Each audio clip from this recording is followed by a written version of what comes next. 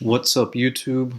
Ocean, the one and only here, and I am very excited about Sweet Tooth, the second season, which is now only a week away, less than that even at the time of this video being posted.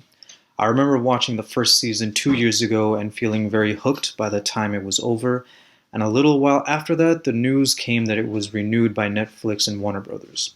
There were several questions that I had when the season ended, so here are 8 questions about Sweet Tooth that may or may not be directly answered in the second season. Spoilers for the first. Number 1. The show makes it a point that Gus is able to talk, where most hybrid children can't. But I only assume this is because most hybrid children were just killed, and Gus was one of the few that survived long enough to start talking. Same with Wendy. So, is speech really supposed to be a special ability? Hopefully we find out. Number 2. In the season finale, Addie mentions how Gus is quote-unquote more human than animal.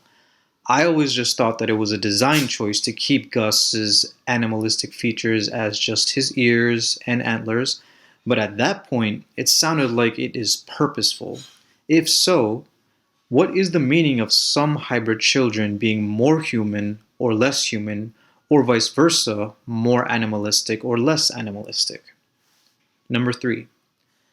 While most of society has quote-unquote crumbled, there does seem to be some level of order left in the world since Jeopard had those little silver coins that seemed like new currency.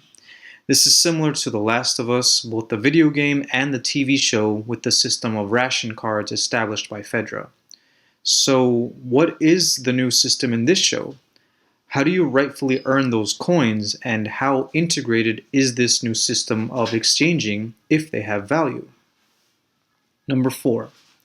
In biology, a hybrid means an offspring of parents that are of two different species but of the same genus.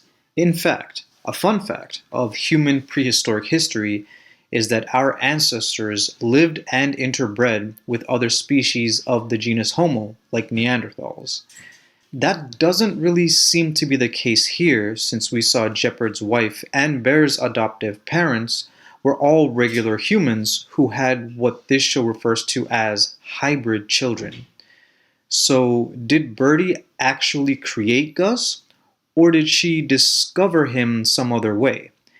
And is there any deeper meaning to the fact that Gus thought the deer at Yellowstone was his mother and also saw a deer appear as some sort of omen in episode 2 with the other cabin in the woods? Number 5.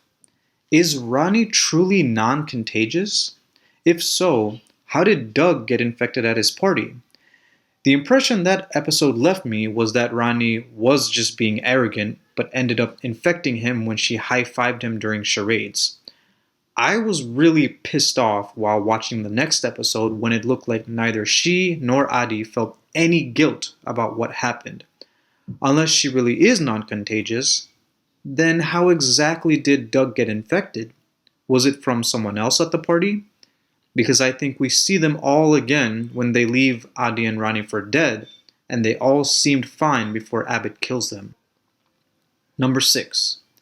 Adi seems to be a good man at his core for not wanting to experiment on hybrid children, but it is very heavily implied that his character development has him turning to another villain in the season finale, since he did not hesitate to start experimenting, albeit we don't see what happens next. But the line he had with Jeopard in the flashback scene where he says to him that you'll be surprised at what you're capable of when it's for someone you love, has me thinking he'll do what it takes to free Ronnie. Number 7. Bear's animal army doesn't make any sense to me. There were at least 20 of them together, but they all seem like teenagers. How does someone so young become so resourceful so soon and band an army together of like-minded people?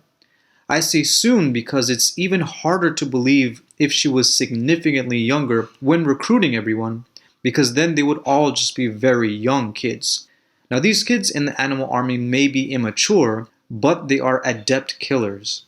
In fact, the show made it seem like the her that Abbott had been chasing was Bear, when later it is revealed that the her they found was Amy, the leader of the hybrid sanctuary.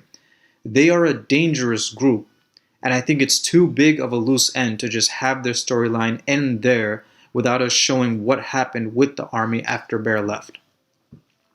Question number 8. Speaking of Bear's army, I didn't understand the shakeup at the end. Gus saves Jeopard, and then they just start fighting amongst themselves? Why? Who even started the fight? How did that fight start? Was it really too out of control for the hybrid child to say, "Spare the former last man"? Come on, Gus. I do have to preface all this by saying that while I looked into the comics after finishing the show, I never thoroughly read through them, so I don't know if some of these questions have their answers there. Either way, even if the show doesn't get to all of these questions, let's all who are looking forward to Sweet Tooth coming back sit down and enjoy it next Thursday. Thank you all for watching, and join us again next time.